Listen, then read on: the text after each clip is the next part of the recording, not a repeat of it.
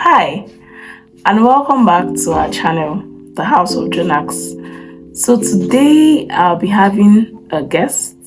It's not a guest that you haven't seen before.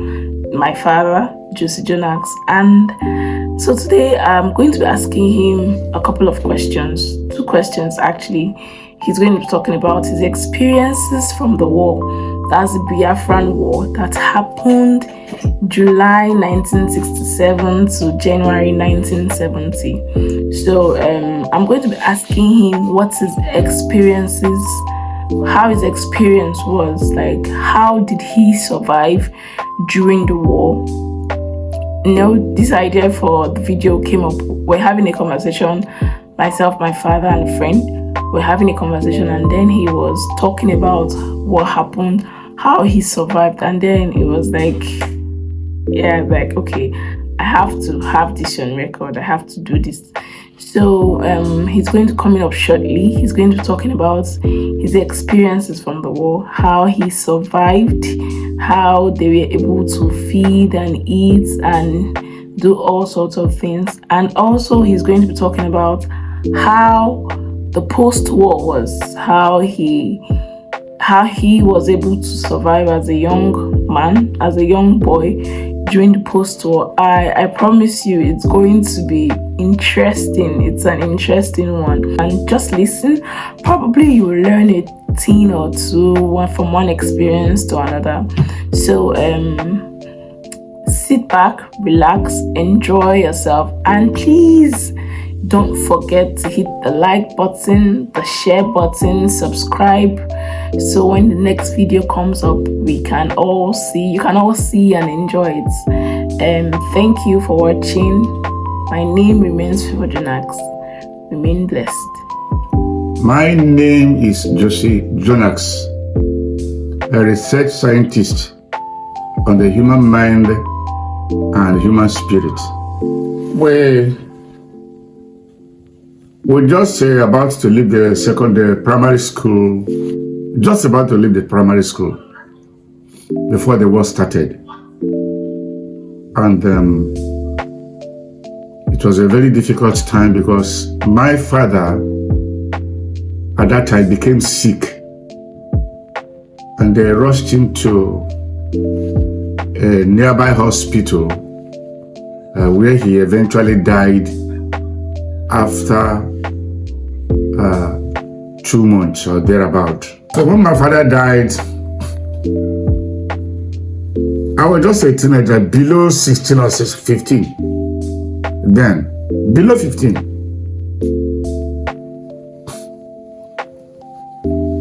And I have 500 siblings.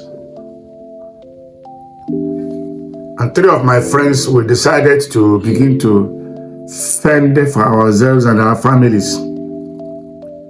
Luckily for me and for 3 of us, we have bicycle.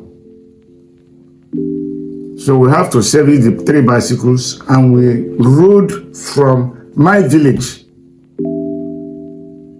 through Owerri, through Aba, Ngwa, where we went to buy cassava.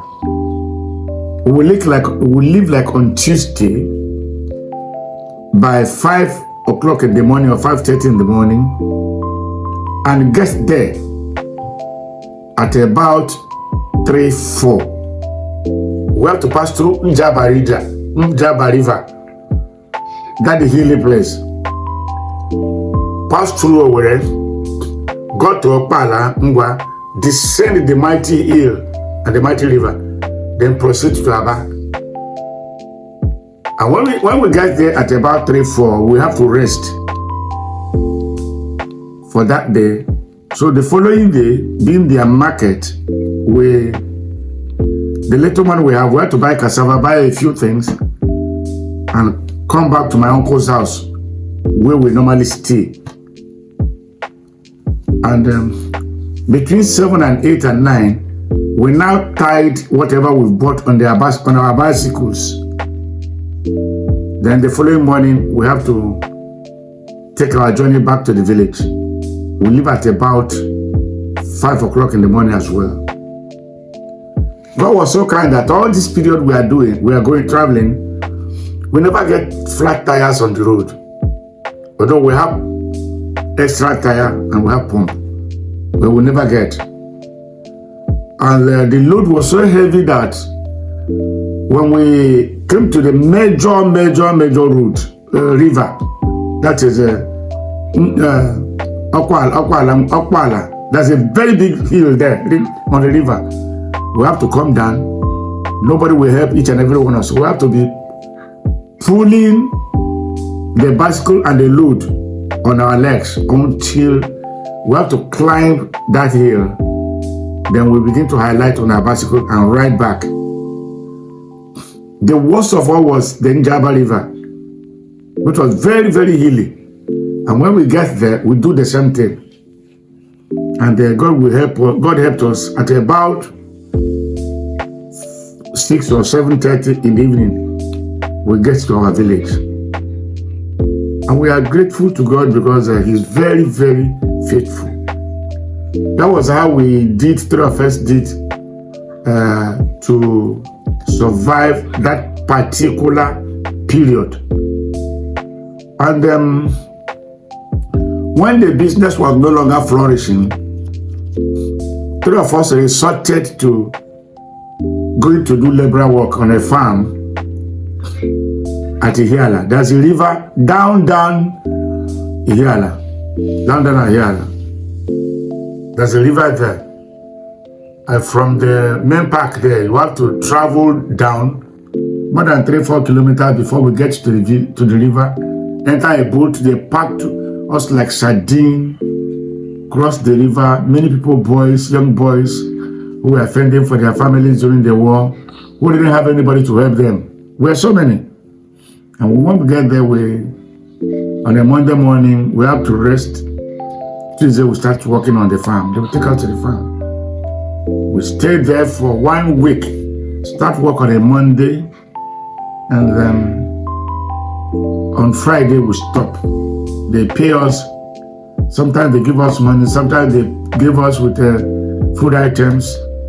We go back to the village. And when that business was no longer flourishing because the famine period was over, so we decided to be going to the bush to cut down dry trees. They call it opaka in my village. We cut them, tear them down, cut them very early in the morning with ask. And I do this thing, only me. My mother cannot do it. My siblings, they were all female. They can't do it. After cutting down the tree, we have to be tearing them down, packing them on the bicycle, and with my mother, would ride to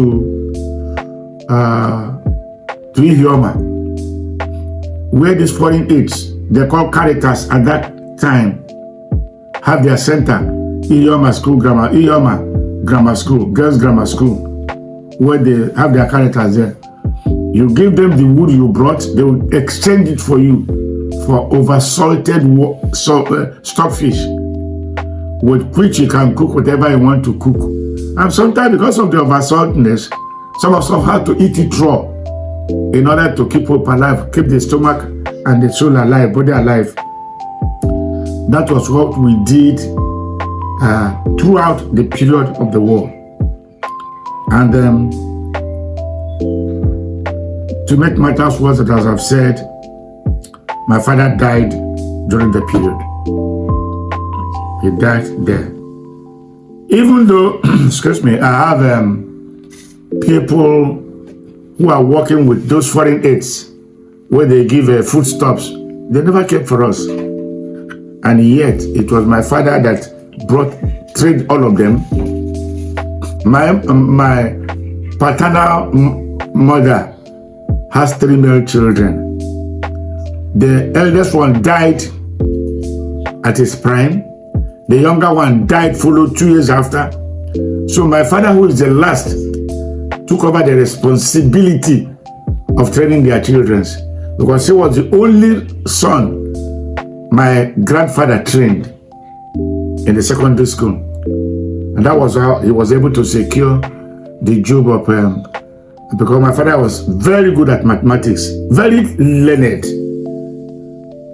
If I show you his writing, you will think he's a professor. Very legible, articulate. So when the elder brothers died, he now took over, started training them, and all of them, sent all of them to school. But when I was about to leave the secondary school, he died.